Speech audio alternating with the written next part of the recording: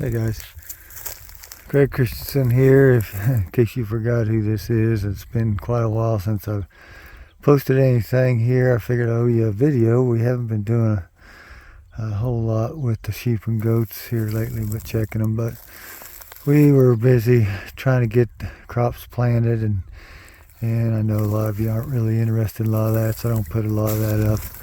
I'll just do a brief video here about that. We plant a lot in cover crops. You can see here, this is cereal rye. I had some turnips and things in it there last winter. We actually grazed a lot of this with the sheep, if you might have seen that through the winter. Now we planted soybeans into it, and this cereal rye will just act like a mulch, like you mulch your garden down, and it'll suppress weeds and keep the moisture. I mean, hopefully we get some here this weekend, but keep the moisture from evaporating so quickly. And so these are coming up. Now we use the drill with these. It's a 7.5 inch spacing, and we also it's a 30-foot drill, and we have a 1631 split row planter, plants in 15-inch rows, covers 40 feet. This happens to be with the drill, but it's all coming up pretty nicely. So we'll go check some other things. There's Travis this evening. He's planting this pasture. Well, it's where he lives here. We've got it split up, and the water's here and things, and this pasture's never been very good for us, and so we're putting in some dwarf sorghum sudan and some cowpeas, a few wild sunflowers. I don't remember, could be something else in that mix, but hopefully we'll get some rain here and it'll come up and we can graze it this summer, and then let it grow back and graze it maybe this winter. A standing forage, see. So he's drilling it right into this fescue sod. It's just not very thick here. Some of you might look at it and think, oh, that's not bad, and it's not terrible. It's better than it was last year.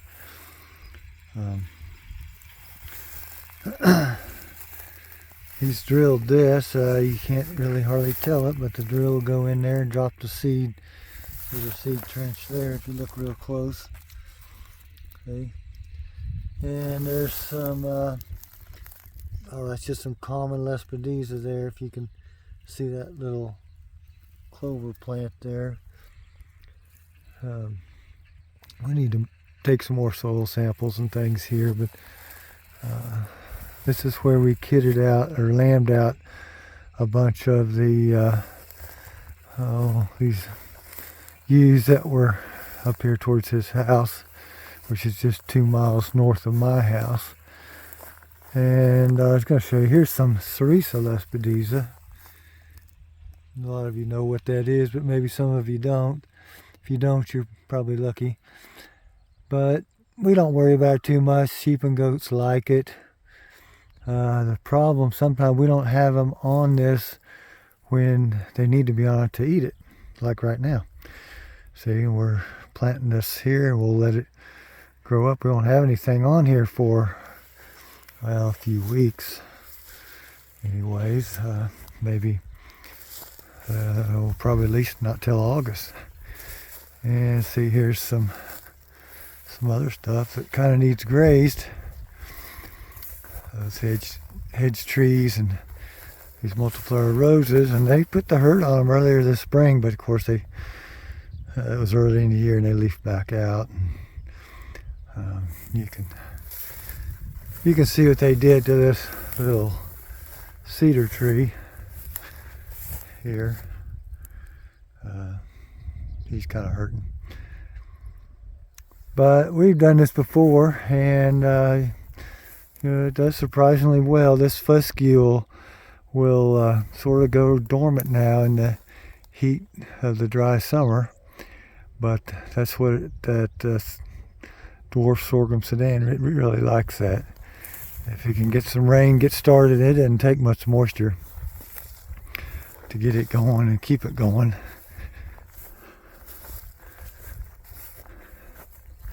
Well, we'll go along and see what else is going on. It's a field of milo. I thought I'd stop in here and check on. Not many people around us plant milo. It's usually farther west or south of here, but we did this year. Did last year too. Swore off of it last year, but ended up planting some more. Probably a couple hundred acres, and we can graze stalks of it in these places where we planted it. So, it'll kind of be dual purpose, I guess you'd say. Anyway, it's not looking too bad. It's a kind of a hot weather, dry weather plant, and it's taking it okay. But just like everything, it could use a drink.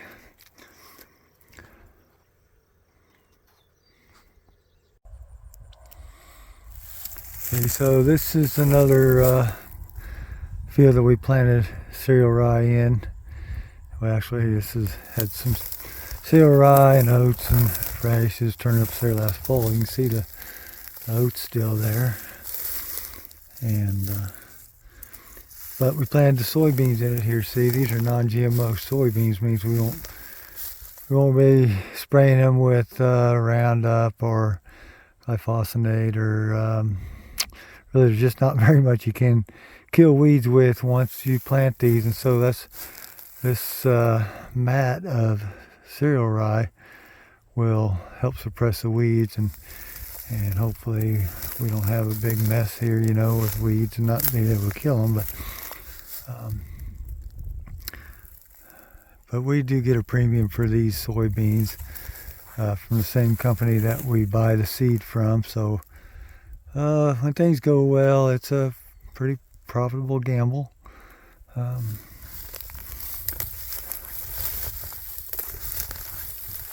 You can see them coming up there now. Now, we don't have a crop roller. If we had a crop roller, we'd come in here and you roll this rye down. All this other standing rye that didn't fall down when the planter went across it would be laying down on the ground. I don't know. We may be able to rent one or something if we just don't usually have time. We got animals to start working and other things to be doing, and so I don't know if this will get done, but you just do what you got time for, and that's all you can do.